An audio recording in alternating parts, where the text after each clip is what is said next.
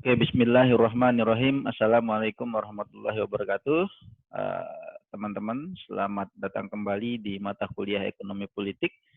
Materi kita hari ini adalah tentang ekonomi politik Indonesia pada era pra-merdeka. Jadi yang akan kita bicarakan pada saat ini adalah bagaimana praktek ekonomi politik di Indonesia sebelum Indonesia itu merdeka.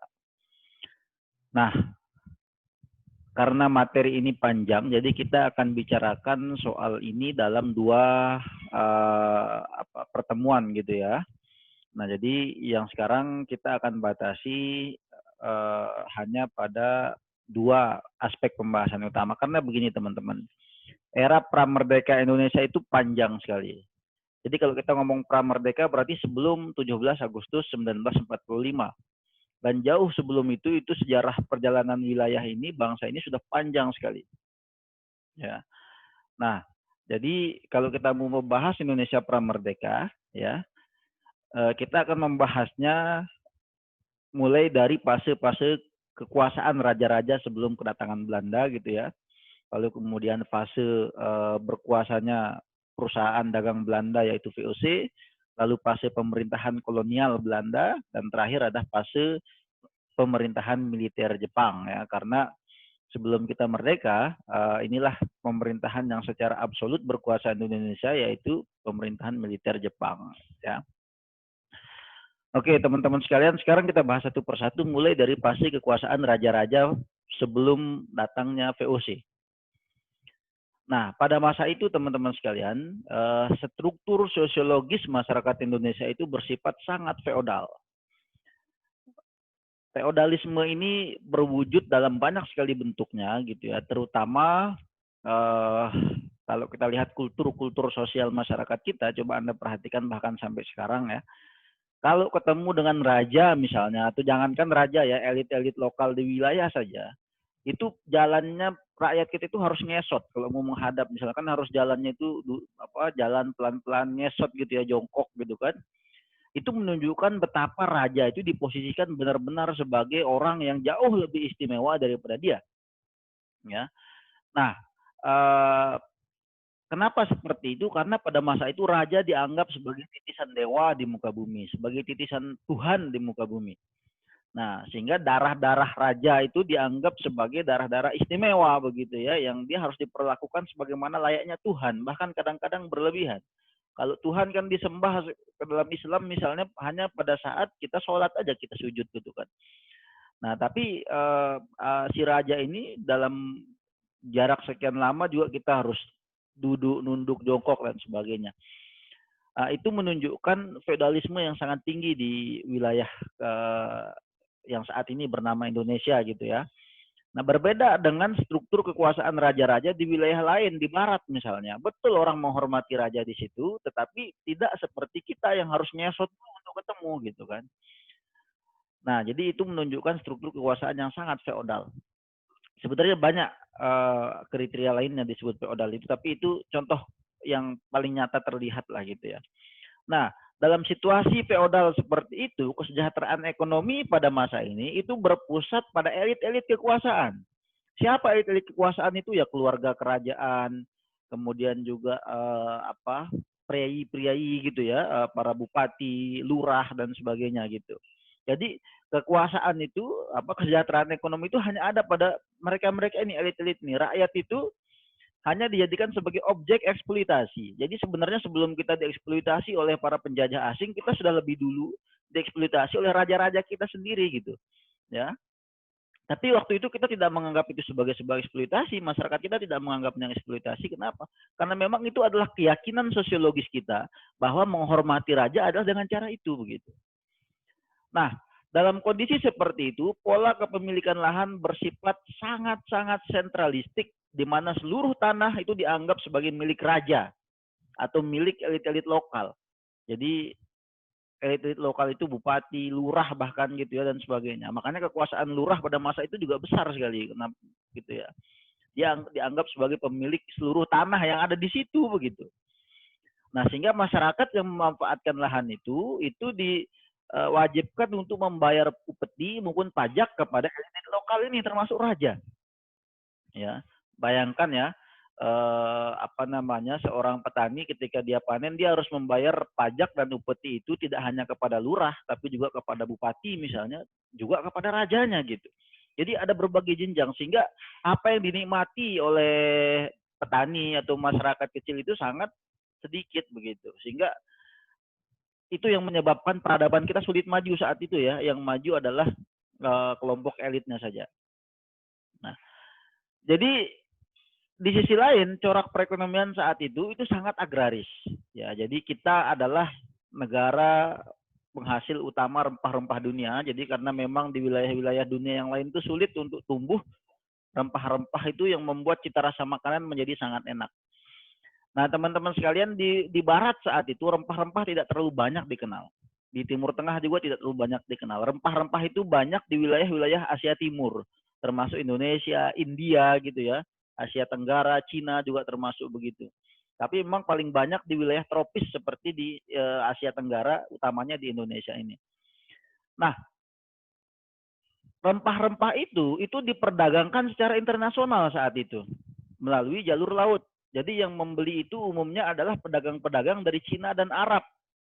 Yang kemudian pedagang Cina dan Arab ini menjual kembali rempah-rempah itu setelah dibeli dari bumi Nusantara, mereka menjualnya ke wilayah Eropa begitu. Jadi orang Eropa saat itu setelah mencicipi rempah-rempah untuk memasak, mereka jadi ketagihan gitu. Karena kan mecin itu memang enak gitu ya. Rempah-rempah itu emang enak gitu. Yang itu tidak banyak terdapat di negara-negara Eropa gitu ya. Sehingga perdagangan rempah-rempah sangat masif di Eropa. Sayangnya mereka untuk mendapatkan rempah-rempah itu harus mendapatnya dari pedagang-pedagang Arab. Dari pedagang-pedagang Cina. Kenapa? Karena mereka tidak punya akses langsung ke wilayah penghasil rempah-rempah itu. Seperti India dan sebagainya. Ya, karena jauh sekali kan, dia harus muter jauh sekali, tidak ada jalur laut yang menghubungkan mereka, terlalu jauh gitu. Dan waktu itu teknologi perkapalan, teknologi pelayaran juga belum berkembang dengan baik, sehingga mereka harus beli dari pedagang-pedagang Arab. Inilah yang memungkinkan kenapa Islam juga cepat masuk ke Indonesia gitu ya, karena pedagang-pedagang Arab ini yang membawa gitu. Jadi para pedagang Arab ini membeli rempah-rempah dari kita, berinteraksi dengan masyarakat kita, mempengaruhi kultur sosiologis masyarakat kita untuk memeluk Islam dan sebagainya. Lalu kemudian rempah-rempah itu dijual ke Eropa dan sebagainya gitu ya. Nah, jadi para pedagang-pedagang Arab ini itu kan menjual rempah-rempah ke Eropa itu pasti dengan harga yang tinggi. Kenapa dengan harga yang tinggi? Karena kan dia harus memperoleh untung. Dia beli dari Indonesia misalnya, waktu itu belum bernama Indonesia ya, sebutlah di wilayah Indonesia gitu ya. Lalu mereka jual ke Eropa dengan harga tinggi. Jadi harga rempah-rempah di Eropa itu sangat tinggi gitu. Karena dia melalui pedagang Arab yang kaya adalah orang-orang Arab yang saat itu semenanjung Arabia itu dikuasai oleh Kesultanan Turki Utsmani. Itu yang menyebabkan kenapa Kesultanan Turki Utsmani saat itu sangat perkasa gitu. Karena dia menjadi jalur perdagangan tunggal dari wilayah Timur Asia ke wilayah Eropa. Sehingga Eropa tidak terlalu berkembang saat itu. Yang berkembang adalah Timur Tengah ini gitu. Yang waktu itu di bawah kekuasaan tunggal Ottoman Turki. Ya. Nah, lalu kemudian pada akhir abad 15 ya, tahun 1497 sampai 1498, seorang pelayar dari Portugal bernama Vasco da Gama itu berhasil menemukan rute perjalanan dari Eropa menuju India secara langsung. Jadi sebelum itu tidak ada sebelum itu tidak ada pelayaran lah gitu ya dari Eropa ke Asia itu secara langsung. Nah dengan adanya pelayaran Vasco da Gama ini yang berhasil ini, kemudian berkembanglah perdagangan langsung dari Eropa dan India gitu. Jadi orang-orang Eropa langsung datang ke India untuk mendapatkan rempah-rempah dari India, dari Indonesia dan sebagainya. Yang saat itu Indonesia juga dikenal dengan nama India, India Timur gitu ya. East India. Nah, sehingga apa? Sehingga Eropa berkembang dengan sangat pesat. Eropa berkembang dengan sangat pesat oleh karena mereka menemukan langsung akses perdagangan ke sumbernya. Nah, di saat yang sama, disitulah mulai melemah pengaruh politik, pengaruh ekonomi, dan pengaruh militer dari kekuasaan Turki Utsmani. Gitu. Karena mereka tidak lagi dibutuhkan sebagai perantara perdagangan.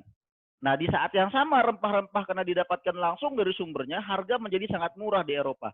Ini yang mendorong kemudian negara-negara lain selain Portugal untuk melakukan ekspedisi perjalanan laut dari Eropa menuju ke Asia. Karena saat itu pada abad 16 ini ya, setelah ditemukan oleh Vasco da Gama rute perdagangan ini, seluruh rempah-rempah di Eropa itu dijual dari Lisbon, Portugal. Nah, melihat keberhasilan Portugal Vasco da Gama gitu ya, para pelayar dari Inggris, dari Belanda, dari macam-macam Prancis itu mengirimkan armada pelayaran ke wilayah Asia dengan mengikuti rute perjalanan si Vasco da Gama tadi, gitu. Nah, jadi itu awal mula berkembangnya penjajahan kolonialisme di wilayah timur India gitu ya, termasuk di wilayah kita. Ya. Nah, teman-teman sekalian, Vasco da Gama ini melakukan perjalanan laut itu melalui Tanjung Harapan namanya.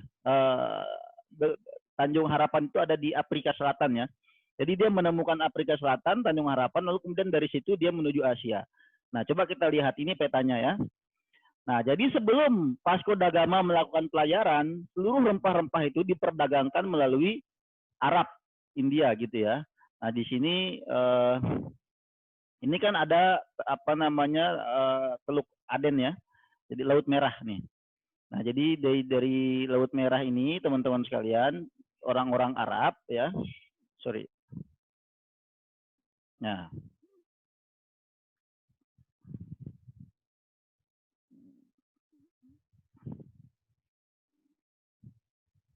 Nah, dari ini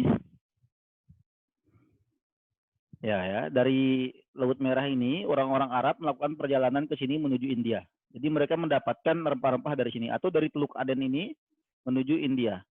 Nanti dari sini kan dari India gampang ke timur itu kan ke wilayah Aceh, Samudra Pasai gitu ya, lalu melalui Selat Malaka menuju Jawa, menuju Malaya, Filipina, Brunei Darussalam dan sebagainya. Lalu dari Jawa ini ke timur Indonesia, Ambon, Maluku, Sulawesi, Kalimantan, Papua dan sebagainya. Jadi ini rutenya pada awalnya. Nah, orang-orang Eropa kan ada di sini. Awalnya Eropa itu mendapatkan pasokan rempah-rempah dari sini semua, dari Timur Tengah semua. Jadi sangat bergantung pada orang Arab gitu. Atau dari Cina dengan perjalanan darat dari Cina menuju Eropa gitu. Itu yang membuat harga rempah-rempah sangat mahal. Nah, Portugal itu di sini teman-teman ya. Portugal itu di sini. Nah, dari sini Vasco da Gama melakukan perjalanan ke selatan ya, dia menemukan Tanjung Harapan ini. Tanjung Harapan itu ini di Afrika Selatan. Ya. Nah, dari Tanjung Harapan ini dia melanjutkan perjalanannya menuju sini, ketemulah Madagaskar. Ya, ini Madagaskar. Dari Madagaskar melanjutkan perjalanan ke India. Ketemulah India dan dari India ke timur terus seperti tadi ke Indonesia dan sebagainya. Nah, setelah rute ini ditemukan oleh Vasco da Gama, diikutilah oleh pelayar-pelayar lain dari negara lain gitu. Salah satunya adalah seorang pedagang sekaligus pelayar asal Belanda. Belanda itu ada di sini, teman. Yang bernama Cornelis de Houtman. Jadi kalau siapa Vasco da Gama melakukan perjalanan ini pada tahun 1497, orang Belanda si Cornelis de Houtman ini baru melakukan perjalanan menggunakan rute Vasco da Gama ini pada tahun 1596. Jadi 100 tahun kemudian baru dia bisa menemukan rutenya Vasco da Gama. Tapi si Cornelis de Houtman ini terkenal dengan licik dan kejam gitu ya. Dia berhasil mendarat pertama kali di pelabuhan Banten. Sekarang yang pelabuhan yang paling sibuk itu Merak gitu ya, yang waktu itu merupakan memang pos perdagangan internasional juga saat itu gitu ya, di wilayah kekuasaan Kesultanan Banten, kurang lebih di sini di Jawa. Jadi bayangkan dari Eropa sini menggunakan kapal dia bisa berhasil mencapai Kesultanan Banten di sini ya. Niat awalnya apa? Niatnya hanya sebenarnya untuk melakukan perdagangan rempah-rempah seperti yang dilakukan Vasco da Gama, supaya tidak harus bergantung pada Portugal untuk mendapatkan rempah-rempah begitu. Itu niat awalnya. Tapi ketika sampai di Banten, kehadiran Cornelis de Houtman ini yang niatnya berdagang gitu ya, tapi karena dia licik, dia mendapat banyak resistensi dan perlawanan dari pedagang-pedagang Portugis yang sudah lebih dulu ada. Karena kan tadi saya katakan Vasco da Gama yang pertama sampai wilayah ini gitu ya. Vasco da Gama dan orang-orang Portugis sudah ada di sini gitu, lalu datang Cornelis de Houtman dan timnya gitu, sering melakukan aktivitas-aktivitas yang merugikan sehingga ada resistensi, sering kelahi gitu ya antara Portugis dan si Cornelis de Houtman ini. Termasuk juga dia kelahi dengan orang-orang lokal, dengan Kesultanan Banten sendiri gitu ya, sehingga dia harus melanjutkan ekspedisinya ke wilayah timur melalui jalur Pantura. Jadi dia kemudian menemukan wilayah tengah itu di Semarang ya, menemukan Madura, menemukan Surabaya. Di Madura perang juga dia dengan masyarakat lokal dan sebagainya. Lalu dia ke Maluku ya, menemukan Ambon dan sebagainya, perang juga. Ekspedisi yang dilakukan oleh Cornelis de Houtman ini berlangsung kurang lebih 5 tahun ya, sejak tahun 1596 tadi itu sampai dengan 1601. Lalu dia pulang ke Belanda, ya. Lalu dia pulang ke Belanda, si Cornelis de Houtman ini menginformasikan apa yang didapatkan selama penjelajahannya di Indonesia kepada pemerintah Republik Belanda. Saat itu Belanda berbentuk republik, tidak kerajaan ya. Di belakangan baru dia berbentuk kerajaan. Nah, jadi resistensi yang dialami oleh si Cornelis de Houtman itu bukan hanya dari pedagang Portugis, tapi juga dari masyarakat lokal dan juga pedagang-pedagang Arab dan Cina yang ada di situ gitu. Ya.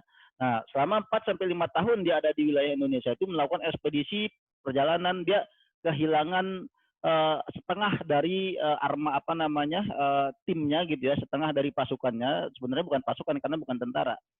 Setengah dari awak kapalnya lah gitu ya, meninggal dalam konflik-konflik fisik selama ada di Indonesia gitu ya. Nah, sehingga si Cornelis de Houtman ini ya, Cornelis de Houtman ini melapor kepada pemerintah Republik Belanda. Lalu itu yang mendorong kemudian Belanda mendirikan apa yang kita kenal dengan VOC, yang singkatan dari Verenigde Oost-Indisch Company. Jadi ini maksudnya adalah company itu dari company ya, perusahaan Hindia Timur Belanda. Oost-Indisch ini, Oos ini timur dia, Indis ini ya India. Jadi Oost-Indisch ini bermakna India Timur ya. Jadi perusahaan Hindia Timur Belanda. Itu makna dari POC ini sebenarnya. Gitu ya. Nah, POC ini diberikan hak istimewa oleh pemerintah Republik Belanda. Apa saja hak istimewanya? Satu, dia memiliki hak monopoli ya perdagangan. Yang kedua, dia dibolehkan memiliki tentara sendiri, tetapi harus bayar sendiri, tidak dibayar oleh Republik ya. Lalu dia boleh bernegosiasi atas nama pemerintah Belanda ya.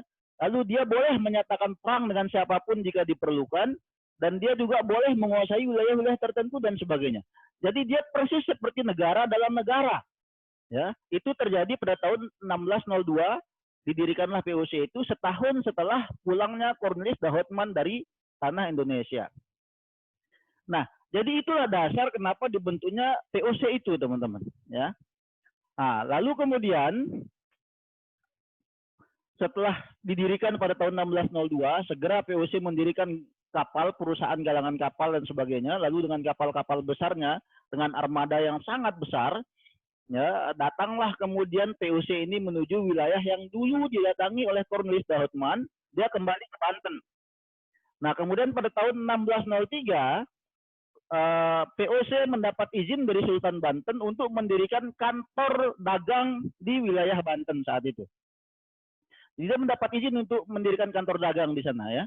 Nah, sehingga dalam waktu yang relatif singkat, POC berhasil mengalahkan dominasi dari Portugis, pedagang Arab, maupun pedagang Cina, maupun elit-elit lokal dalam perdagangan rempah-rempah. Jadi relatif singkat waktunya setelah dia membangun kantor dagang di wilayah Banten itu ya, untuk mereka bisa menguasai monopoli perdagangan di wilayah India Timur ini, wilayah Indonesia saat ini gitu ya. Nah, sehingga pada tahun 1610 karena kekuasaannya sudah luas, tentara sudah banyak gitu ya, mereka bersepakat untuk membentuk struktur kekuasaan dan memilih seorang gubernur jenderal. Nah, sehingga pada tahun 1610 diangkatlah seorang gubernur jenderal pertama bernama Peter Both. Peter Both ini kemudian memilih untuk mendirikan kantor pusat POC itu di wilayah yang saat itu bernama Jayakarta. Ya, Jayakarta. Nah, wilayah ini saat itu wilayah strategis karena kan pinggir pantai gitu ya, banyak juga sungai-sungai masuk ke dalam-dalamnya karena waktu itu kan transportasi paling ideal adalah dari jalur air gitu ya. Nah, jadi sangat strategis buat Jayakarta saat itu, tapi tidak dikuasai secara efektif oleh kesultanan-kesultanan yang ada di wilayah Indonesia. Misalnya Kesultanan Banten yang paling dekat ya. Banten tidak terlalu banyak mengurusi wilayah Jayakarta, sehingga dipilihnya Jayakarta ini sebenarnya adalah karena Jayakarta dianggap nyaris sebagai wilayah tak bertuan gitu. Strategis tapi tak bertuan. ya, karena Banten tidak terlalu banyak naruh perhatian di sini. Nah, sejak saat itu kemudian nama Jayakarta dirubah oleh Peter Bosch menjadi Batavia, ya. Batavia ini sebenarnya nama sebuah kota di Belanda gitu ya, lalu kemudian Jayakarta dirubah namanya menjadi Batavia. Sejak saat itu Batavia berkembang dengan sangat pesat, ya. Nah, selain di Batavia, POC ini juga mendirikan kantor pusat, kantor perdagangan itu di wilayah Ambon, ya. Makanya Ambon itu sudah lama sebenarnya berkembang karena dijadikan sebagai kantor dagang VOC dengan gubernur jenderal sendiri. Jadi ada dua gubernur jenderalnya gitu, ada di Batavia, ada juga di Ambon. Nah, di Ambon itu yang menjadi gubernur jenderal adalah Frederick de Houtman. Saya nggak tahu ini anaknya atau adiknya Cornelis de Houtman ya, yang jelas dia ada hubungan keluarga dengan de Houtman. Nah, jadi di wilayah Timur Nusantara itu wilayah kekuasaannya atau wilayah administrasinya ada di Ambon, lalu kemudian di bagian Jawa dan sekitarnya itu wilayah administrasinya berpusat di Batavia, ya.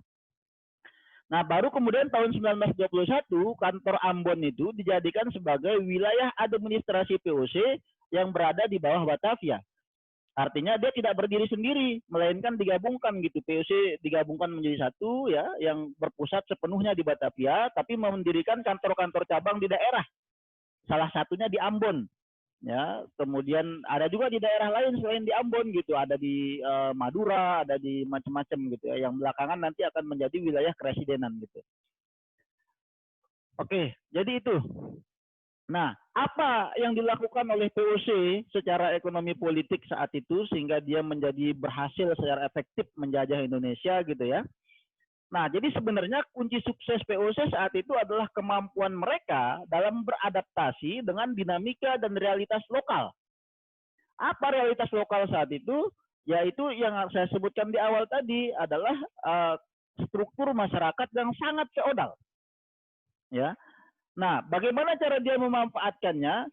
Pertama, POC menguasai tanah-tanah tak bertuan. Saat itu kan orang menguasai tanah dengan cara apa? Dia membuka lahan dan siapapun yang membuka lahan itu bisa mengklaim bahwa itu adalah lahan miliknya. Karena saat itu belum ada sistem sertifikat tanah. Jadi tidak ada kejelasan siapa yang memiliki tanah tertentu sehingga orang-orang di kampung-kampung itu biasanya kan asal kalau dia yang membuka lahan itu maka dialah yang punya lahan itu gitu. Nah, POC menggunakan cara yang sama. POC mengerahkan tentaranya untuk membuka lahan-lahan dan kemudian mengklaim itu sebagai tanah milik POC dalam jumlah yang sangat luas dan jauh lebih luas dari yang pernah dimiliki oleh rakyat di level lokal. Itu satu. Yang kedua, POC bersekongkol dengan elit lokal, ya, dengan cara apa? Dengan memberikan keuntungan lebih banyak kepada elit lokal ini untuk mengontrol sistem penanaman di level petani. Caranya gimana? POC memperkenalkan komoditas-komoditas yang belum pernah ada di Indonesia, misalnya kopi, teh, itu kan sebenarnya dibawa dari luar, dibawa dari Belanda gitu ya, dari Eropa gitu ya, oleh orang-orang POC ini. Dimintalah masyarakat untuk menanam itu dengan bantuan elit-elit lokal, baik raja-rajanya, bupatinya maupun lurah-lurahnya gitu ya. Nah, setelah ditanam oleh petani, POC membeli itu, ya, sehingga kesejahteraan petani sebenarnya secara umum itu meningkat sebenarnya. Karena kan nilai kopi itu dihargai lebih tinggi daripada komoditas-komoditas yang sebelumnya ditanam di wilayah itu. Di saat yang sama POC juga mempekerjakan orang-orang pribumi untuk mengintensifikasi lahan yang tadi dia buka sendiri gitu, lahan yang dikuasainya sendiri. Jadi ditaruhlah rakyat di situ pribumi untuk mengolah lahan itu, ya, dan sebagainya. Dengan cara itu elit lokalnya dapat untung lebih banyak, masyarakatnya juga dapat keuntungan lebih besar gitu ya. Ini yang membuat kemudian terjadinya ketergantungan terhadap POC yang pada akhirnya kemudian menyebabkan POC berkuasa secara sosiologis maupun secara politis ke depannya gitu ya. Nah, jadi ini sebenarnya masalahnya karena masyarakat kita terbiasa dengan feodalisme, mereka tidak keberatan untuk diatur oleh POC. Sebab apa? Sebab selama ini memang hidup mereka diatur oleh para elit lokal begitu. Apa bedanya diatur dengan elit lokal dengan diatur oleh POC? Kan nggak ada bedanya. Bahkan POC lebih cenderung memberikan manfaat ekonomi yang lebih besar buat mereka. Sehingga mereka tidak keberatan. Mereka tidak menganggap itu sebagai penjajahan, tapi mereka menganggapnya sebagai sebuah kerjasama ekonomi yang meningkatkan kesejahteraan mereka. Nah, elit-elit lokal juga demikian gitu. pada akhirnya kemudian POC ini seperti memposisikan diri sebagai raja. Jadi dia menjadi superior, menjadi atasan dari para bupati, dia menjadi atasan dari para elit-elit lokal, ya. Nah, sehingga itu yang membuat POC sangat dominan. Di sisi lain, teman-teman, POC ini juga sangat cerdik gitu ya. Mereka menggunakan strategi politik yang dikenal dengan divide et impera, politik adu domba. Jadi dengan cara apa? Mereka memecah belah keluarga kerajaan. Selalu saja setiap sultan meninggal, lalu kemudian terjadi suksesi misalnya pengganti raja gitu, selalu POC ini membuat kekacauan dengan mengadu domba para penerus kerajaan ini gitu ya, para pewaris tahta itu gitu kan. Jadi dibuatlah persaingan untuk perebutan tahta begitu. Dan memang sebenarnya sebelum ada POC itu biasa terjadi di kerajaan-kerajaan itu. Hampir selalu setiap suksesi penggantian raja, setelah raja meninggal, hampir selalu terjadi perebutan kekuasaan antar anak-anak raja itu sendiri. Nah, inilah yang dimanfaatkan dan dibakar oleh POC lebih jauh lagi gitu ya, dengan mengadu domba mereka, dengan memfasilitasi, membiayai peperangan itu. Sehingga lama-kelamaan runtuhlah kerajaan-kerajaan itu, teman-teman. Runtuhnya karena apa ya? Karena peperangan internal yang diadu domba oleh POC ini gitu. Nah, setelah kerajaan-kerajaan ini runtuh, kemudian wilayah kekuasaan kerajaan ini diambil alih sepenuhnya oleh POC, sehingga dia secara efektif berperan sebagai negara, sebagai raja gitu. Itulah yang terjadi pada Kesultanan Banten yang pertama dikerjain seperti itu gitu ya. Runtuhnya Kesultanan Banten akibat dari adu domba POC, lalu kemudian belakangan dia berhasil juga mengadu domba kesultanan-kesultanan lain di sekitarnya, di Pasundan ya. Lalu kemudian terus ke arah timur, terakhir kemudian yang dipecah belah juga adalah Kesultanan Surakarta itu, Solo sekarang dipecah menjadi 2, bahkan menjadi 3 dan 4 gitu ya, menjadi Kesultanan Yogyakarta, lalu ada juga Paku Alaman, dan kemudian satu Mangkunegaran. Itu akibat politik adu domba POC sebenarnya pada masa itu gitu ya. Nah, di sisi lain dia juga menghasut perang antar kerajaan. Jadi kerajaan-kerajaan lokal itu saling bunuh satu sama lain begitu, sehingga banyak sekali yang kemudian runtuh. Salah satunya yang paling terkenal misalnya adalah perang antara pasukan Trunojoyo melawan Surakarta. Itu kan diadu domba oleh POC juga dan difasilitasi senjatanya oleh POC. Trunojoyo itu. Trunojoyo sekarang dikenal sebagai pahlawan di Madura gitu ya. Karena memang dia membela rakyat Madura gitu, tapi melawan siapa? Bukan melawan POC, melainkan melawan Surakarta. Yang Trunojoyo waktu itu difasilitasi juga oleh POC dan sebagainya gitu. Jadi hal-hal seperti itu biasa dilakukan oleh POC, mengadu domba antar kerajaan, mengadu domba di internal kerajaan ya, politik divide et impera itu, dan kemudian ketika kerajaan-kerajaan itu runtuh, POC secara efektif menguasai wilayah itu gitu. Nah, pada akhirnya kemudian POC ini merasakan kenyamanan yang luar biasa untuk apa? Untuk menerima upeti dan pajak seperti yang selama ini diterima oleh raja-raja. Nah, sehingga POC berubah menjadi sebuah perusahaan dagang, menjadi sebuah entitas politik yang berkuasa secara absolut seperti raja-raja. Jadi dia menarik upeti, menarik pajak juga dari masyarakat lokal, baik dari elit lokal maupun dari masyarakatnya gitu. Nah, itu yang terjadi gitu ya pada masa itu, sehingga kenapa POC bisa berkuasa dengan sangat cepat gitu pada masa itu gitu ya. Oke. Nah, tapi teman-teman memang akhirnya kan POC waktu itu bangkrut ya, runtuh. Apa yang menyebabkan kebangkrutan itu? Nah gini, jadi seiring perjalanan waktu wilayah kekuasaan POC itu menjadi sangat luas ya. Dan dalam perluasan wilayah kekuasaan itu sering terjadi resistensi dan penolakan dari masyarakat lokal maupun dari masyarakat pendatang yang terganggu kepentingannya, seperti masyarakat Cina, Arab ya, kemudian termasuk perusahaan-perusahaan Eropa, Inggris, Prancis dan sebagainya. Anda mungkin pernah mendengar bahwa orang-orang Cina pernah berperang melawan POC ya, kemudian orang-orang Arab pernah berperang melawan POC, betul. Tetapi menurut saya ya, ini bisa jadi saya salah ya, itu sebenarnya bukan didasarkan atas kecintaan orang-orang Cina maupun Arab ini terhadap wilayah tempat dia tinggal saat itu, bukan. Dalam pandangan saya, tapi lebih karena kepentingan dia diganggu oleh POC, kepentingan dagangnya, kepentingan ekonominya itu terganggu dengan perluasan wilayah kekuasaan yang sangat masif saat itu, ya. Nah, itu menyebabkan terjadinya banyak sekali perang-perang saat itu antara POC dan kelompok-kelompok masyarakat ini ya.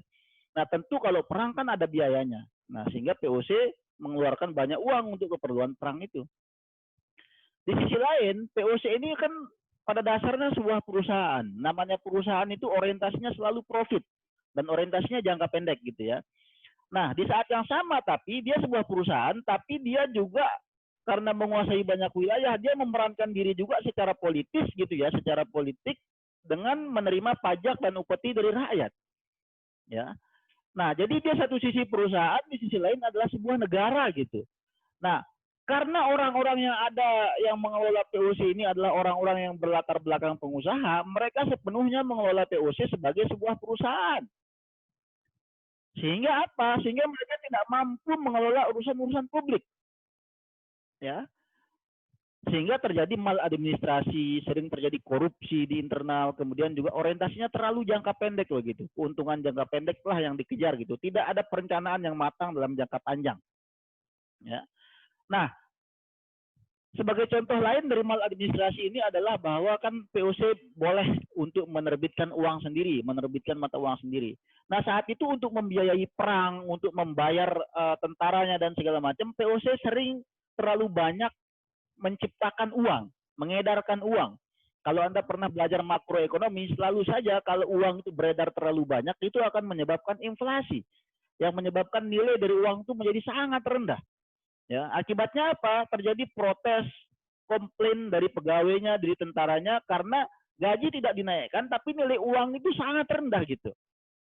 Ya, nilai uang itu sangat rendah. Dia tidak bisa memenuhi kebutuhan hidupnya dengan nilai uang yang hanya begitu gitu. Sebenarnya tidak dikurangi gajinya, tetapi nilai uangnya yang rendah karena inflasi kan. Karena mereka menerbitkan terlalu banyak uang gitu. Akibatnya apa? Ya banyak tentara yang kemudian berhenti ya, mogok bekerja dan sebagainya gitu. Kemudian juga di saat yang sama harus membiayai perang yang mahal gitu ya dan sebagainya. Sehingga dalam seluruh peperangan di masa-masa akhir terutama sejak abad ke-18 ya sampai akhir abad 18, seluruh peperangan yang diikuti oleh POC hampir selalu itu POC dalam posisi kalah. Karena kan moral semangat tentaranya lemah ya. Karena kasus yang tadi, lalu kemudian di sisi lain juga persenjataannya lemah karena tidak mampu membeli persenjataan yang baik dan memadai gitu ya. Di samping itu juga macam-macam. Nah, karena dia kalah dalam perang, otomatis dia harus menandatangani perjanjian damai yang sangat merugikan. Seperti apa? Dia harus membayar ganti rugi perang, nambah utang berarti kan. Dia juga harus menyerahkan hak monopoli atas wilayah tertentu misalnya. Dan sebagainya. Yang pada akhirnya kemudian menyebabkan POC ini pada tahun 1799 pada akhir abad 18 gitu ya. POC, seluruh kantor POC itu dikuasai secara efektif oleh tentara Inggris. Karena Inggris saat itu ada basisnya di Singapura dan di Malaya gitu ya. Jadi seluruh kantor dari POC dikuasai oleh Inggris, baik yang ada di Batavia, di Ambon, di Madura, dimanapun di seluruh wilayah Nusantara ini gitu ya, dikuasai oleh Inggris. Dan sejak saat itulah POC dinyatakan bubar, dinyatakan bangkrut, dan dia ketika dibubarkan itu dia masih ada hutang yang belum dibayar sebesar 136,7 juta gulden.